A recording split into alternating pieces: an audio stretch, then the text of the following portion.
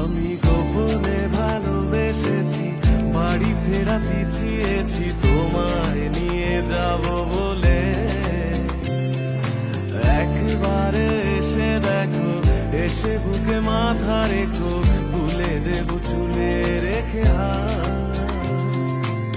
দূরের আকাশ নীল থেকে লাল,